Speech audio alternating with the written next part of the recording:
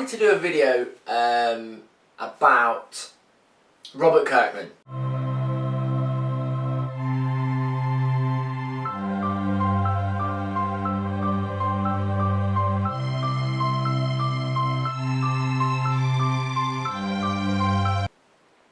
I have so much love for the man. I think he has created some of the best titles out there. The Walking Dead is hands down the greatest comic I've ever read. So one thing I always ask myself is, has Kirkman's work suffered because of his success? When The Walking Dead TV series came out, obviously Kirkman was very, very involved with that. He also took the step up into the boardroom of Image Comics, and congratulations to him. And he deserves it because he's done a lot for that company. He had his fingers in a lot of Marvel projects. He was doing the X-Men, he was doing Marvel Zombies.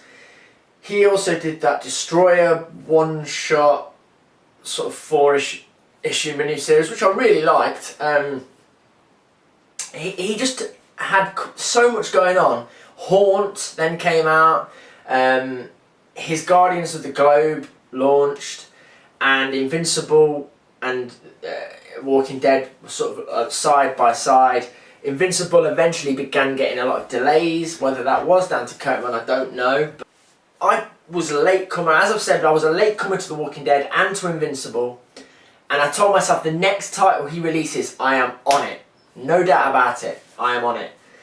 And unfortunately, from my point of view, that title was The Amazing Wolfman, which I collected through to the end. I never dropped it. I kept going and hoping it would pick up. But for me, that was one of the worst books I've ever read in my life. I really disliked it. I didn't think that the artwork was reflective of the nature for the book. I thought it was very cartoony and very sort of bright and blocky and not as much detail as it needed. In order to, all these side projects that he's done are of second nature. The only books I collect that he does are Walking Dead and Invincible. The Walking Dead has been consistent for me. Some other people might say that The Walking Dead has slightly suffered. I think that criticism is up for debate. I think that was more the direction of the book rather than poor writing or poor writing. So rather than look at Walking Dead, let's look at Invincible. Now for me, Invincible has had a very strong spine of a story, but I think it's wavered, and I think with the success of The Walking Dead especially, Invincible has suffered. Don't get me wrong, it's still one of the best books out there.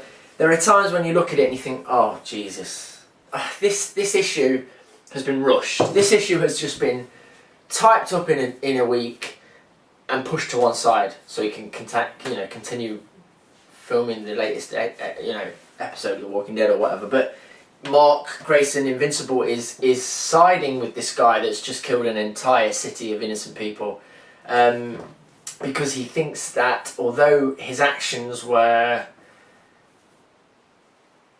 although it was the wrong way about going about it, he had the right intentions. You know, it just seems to me like the writing, the story, some of it has gone off a little bit. The side title that's come out of Invincible, Guarding the Globe, is it called? Or it was originally Guardians of the Globe. I couldn't read past the first 2 issues of that. Oh bollocks, I need 5 or 6 superheroes to make this team. You know, we've only got 3 members, like Brit, and a few of the others maybe bulletproof. Let's just create and I had to drop it. That's the first Kirkman book I've dropped. I wanted to collect it all the way through. Image United. Now I know what he tried to do there was a massive project. Quite embarrassing for Image, really. It just all fell to pieces. Again, I don't think that was anything directly to do with Kirkman, but again, it was another project he took on. I've already made a video about the whole Haunt situation. I mean, for me, that was such a good book. It was such a solid book, and he's just completely removed himself from it. because of time constraints is the only thing I can think. I can't remember what the official reason he came out with was. So basically what I'm trying to say is, do you agree that perhaps Kirkman's books have suffered because of The Walking Dead's success, and because Kirkman has become such a dominant figure in comic books, and he's got so many things in so many other pies right now?